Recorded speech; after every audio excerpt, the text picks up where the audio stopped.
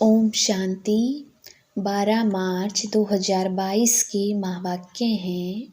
मीठे बच्चे, बेहद के बाप से सदा सुख का वर्षा लेना है तो जो भी खामियां हैं उन्हें निकाल दो।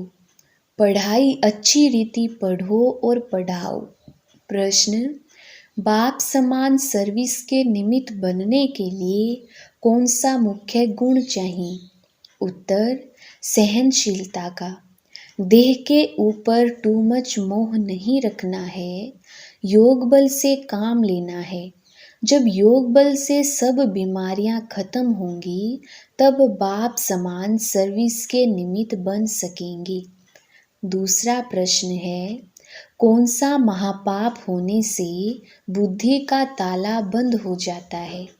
उत्तर: यदि बाप का बनकर बाप की निंदा कराते हैं, आज्ञाकारी वफादार बनने के बजाय किसी भी भूत के वशीभूत होकर डिससर्विस करते हैं, कालापन नहीं छोड़ते, तो इस महापाप से बुद्धि को ताला लग जाता है।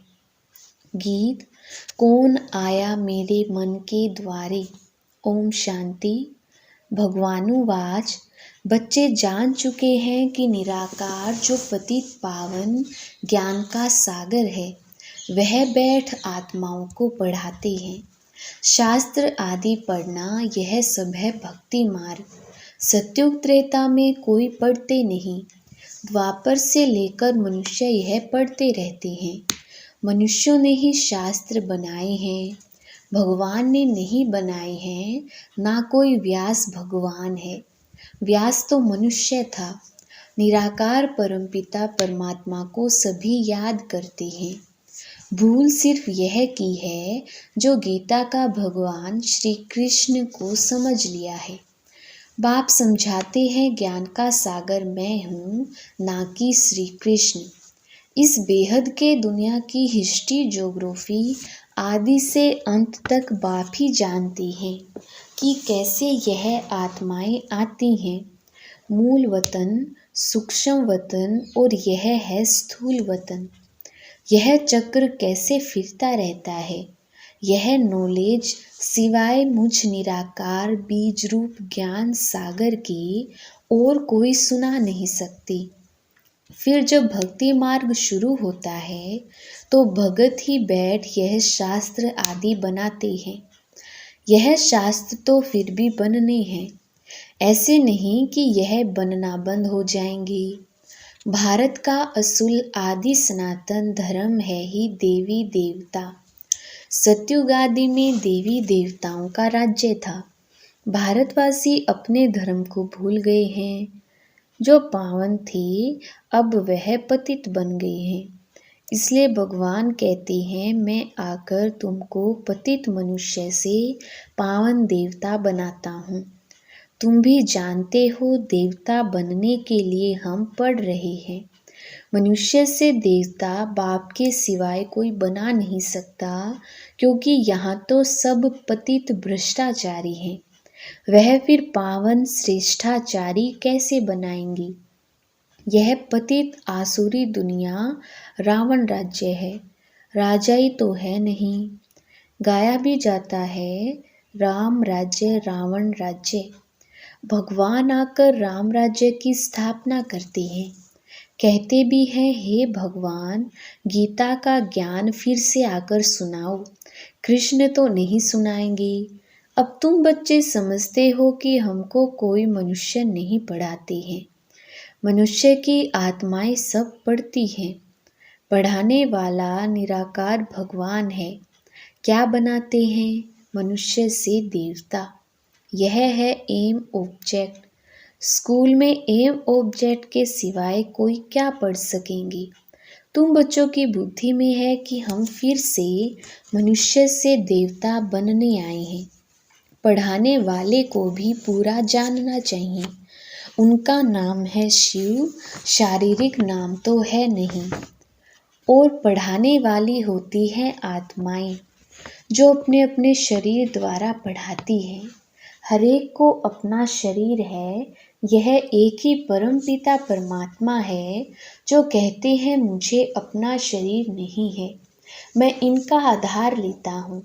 इनकी आत्मा भी पढ़ती है जो पहले नंबर में देवी देवता बनती है। जो न्यू मैन था वही पुराना हो गया है। कृष्ण है सबसे पहला न्यू मैन, फिर 84 जन्मों के बाद आकर ब्रह्मा बना। यह अपने जन्मों को नहीं जानते हैं, इसलिए मैं बैठ सुनाता हूँ। पहले जन्म में यह श्री कृष्ण था, फिर पुनर्जन्म लेते लेते पतित बन गया। अब फिर मैं इनको ब्रह्मा बनाकर सो श्री कृष्ण बनाता हूँ। झाड़ में भी क्लियर लिखा हुआ है। नीचे यह तपस्या कर रहे हैं ब्राह्मण रूप में, ऊपर में वही ब्रह्मा पतित दुनिया में खड़े हैं और यहाँ संगम पर तपस्या कर रही हैं। तत्वम, तुम भी देवता थे, फिर पुनर्जन्म लेते लेते पतित शूद्र बने हो, अब फिर तुम पावन बनते हो। जानते हो पतित पावन परमपिता परमात्मा द्वारा हम पावन बन रहे हैं।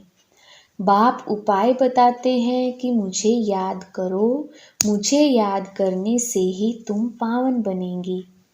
आत्मा और शरीर दोनों ही पावन तो फिर सत्युग में ही होंगे। यहाँ शरीर सबको पतित मिलता है।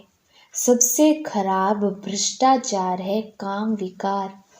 विष से पैदा होने वालों को ही भ्रष्टाचारी कहा जाता है। सत्युग में कोई भ्रष्टाचारी होता नहीं, क्योंकि वहाँ विष ही नहीं। कृष्ण को संपूर्ण निर्विकारी कहा जाता है, फिर निर्विकारी ही विकारी बनते हैं। सत्युग त्रेता में विकार होता ही नहीं, इसलिए बाप कहते हैं इन 5 भूतों पर विजय पानी है। बाप ही विकारी दुनिया को निर्विकारी बनाते हैं। कई हैं जिनको धारणा बिल्कुल होती ही नहीं है। क्रोध का भूत, लोभ का भूत, मोह का भूत एकदम काला कर देता है। सबसे गंदा है काम विकार, वह भी तब आता है जब देह अभिमान आता है। बाप कहते हैं अपने को आत्मा समझो। आत्मा में ही संस्कार रहते हैं ज्ञान के। सभी आत्मा के ज्ञान के संस्कार बिल्कुल ही खत्म हो गए हैं। बाबा कहते हैं मुझे याद करो। मनुष्य तो साकार को ही याद करते हैं, भक्ति में हिरे हुए हैं। गुरु गोसाई व कोई देवता को याद करेंगे। बद्रीनाथ अमरनाथ पर जाएंगे तो पत्थर की बैठ पूजा करेंगी। शिव के मंदिर में भी जाते हैं, परंतु यह किसको पता ही नहीं है कि यह बाप है। इसको कहा जाता है अंधश्रद्धा। कोई जानते ही नहीं कि बाप कब आया, कैसे आया। अब तुम बच्चों को सब कुछ समझाया जाता है, परंतु तुम्हारे में भी कोई थोड़े हैं जो अच्छे सयाने वफादार फरमान बरदार बच्चे हैं, जिनमें भूतों का प्रवेश नहीं है। भूतों की प्रवेशता वाले बड़ा तंग करते हैं, बहुत डिससर्विस करते हैं, तो पद भी नीच मिल पड़ता है। पुण्य आत्मा बनने के बदले और ही पाप आत्मा बन पड़ते हैं। एक तो है देह अभिमान, दूसरा फिर और विकार भी आ जाते हैं। लोभ का भूत आ जाता है।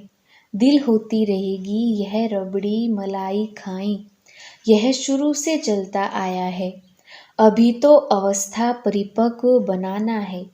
लोभ का भूत भी पद भ्रष्ट कर देता है। आधा कल्प इन भूतों ने हैरान किया है। जो कहते हैं हम पुण्य आत्मा बनते और बनाते हैं, वह खुद ही पाप आत्मा बन पड़ते हैं और दूसरों को भी बनाने लग जाते हैं, नाम बदनाम कर देते हैं। अगर तुम्हारे में ही क्रोध का भूत है तो तुम दूसरों का फिर कैसे निकालेंगी। कोई देह अभिमान की उल्टी चलन देखो तो रिपोर्ट करो। धर्मराज के पास तो रजिस्टर रहता है, फिर सजा भोगने के समय तुमको सब साक्षात्कार कराएंगे कि तुमने इन भूतों के वश बहुतों को तंग किया है। कई बच्चे क्रोध की अग्नि में जल मरते हैं, आत्मा बिल्कुल काली बन जाती है। डिस सर्विस करते तो बाबा बुद्धि का ताला बंद कर देते हैं, उनसे फिर कोई सर्विस हो ना सके। अंत में बाबा सब साक्षात्कार कराएंगे, फिर बहुत परेशान होंगे। इसलिए बच्चे ऐसा कोई काम नहीं करना चाहिए। बाबा कह देते हैं अगर उल्टी चलन चलते हैं तो रिपोर्ट करो। बाबा समझ जाते हैं देह अभिमान के कारण यह दास दासी जाकर बनेंगे, प्रजा में भी कम पद पाएंगे। बाबा तुम बच्चों को ज्ञान श्रृंगार कराते हैं, फिर भी सुधरते नहीं। इस समय ही परमपिता परमात्मा आकर ज्ञान का श्रृंगार कराए सतयुग के महाराजा महारानी बनाते हैं। इसमें सहनशीलता बड़ी अच्छी चाहिए। देह के ऊपर टू मच मोह नहीं होना चाहिए। योग बल से काम लेना है। बाबा भी बूढ़ा है परंतु योग में खड़ा है। खांसी आदि होती है फिर भी सर्विस पर रहते हैं। बुद्धि की कितनी सर्विस करनी होती है। इतने बच्चों को संभालना, मेहमानों के लिए प्रबंध रखना कितना बोझा रहता है। ख्यालात भी चलती है। अगर कोई बच्चे की बदचलन होगी तो नाम बदनाम कराएंगी, कहेंगे यह ऐसे ब्रह्मा कुमार कुमारी हैं। तो नाम ब्रह्मा का हुआ ना, इसलिए कहा जाता है गुरु का निंदक है सतगुरु के लिए। इन कलयुगी गुरुओं ने फिर अपने लिए बता दिया है, इसलिए मनुष्य उनसे डरते हैं कि कहाँ गुरुजी श्राप ना दे देवे। यहाँ कोई ऐसी बात नहीं, अपनी चलन से अपने ऊपर बद दुआ करते हैं। बच्चों को अपने भविष्य का ख्याल रखना चाहिए। अब पुरुषार्थ नहीं किया तो कल्प कल्पांतर यही हाल होगा। बाप कितना अच्छी रीति समझाते हैं, फिर भी कई हैं जो कालापन छोड़ते ही नहीं, फिर टूट पड़ते हैं अथवा मरकर जहन्नुम में गिर जाते हैं, पढ़ाई छोड़ देते हैं। कोई तो बच्चे अच्छे चलते हैं, कोई तो ईश्वरीय जन्म लेकर 8-10 वर्ष के बाद भी मर पड़ते हैं अथवा फारकती दे देते हैं।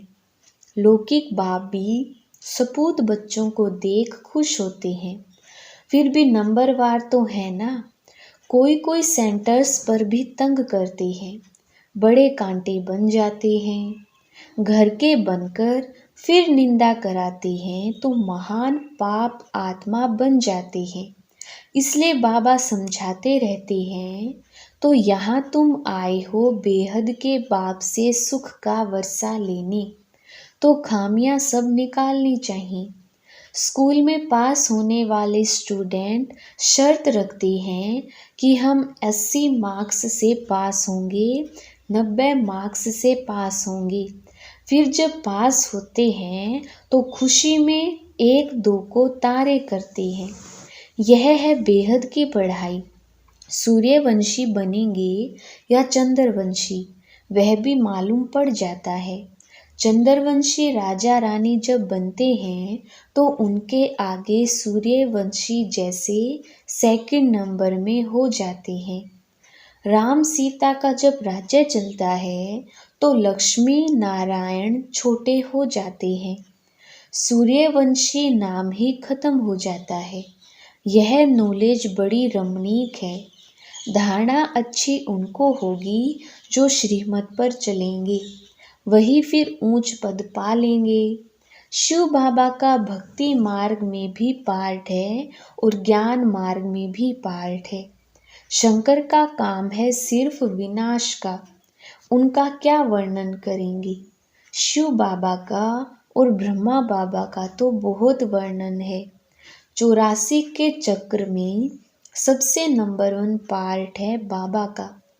उन्होंने फिर शिव शंकर को मिला दिया है। शिव बाबा का तो सबसे बड़ा पार्ट है सभी बच्चों को सुखी करना, कितनी मेहनत का काम है। फिर आराम करते हैं। इनका तो 84 जन्मों का पार्ट है।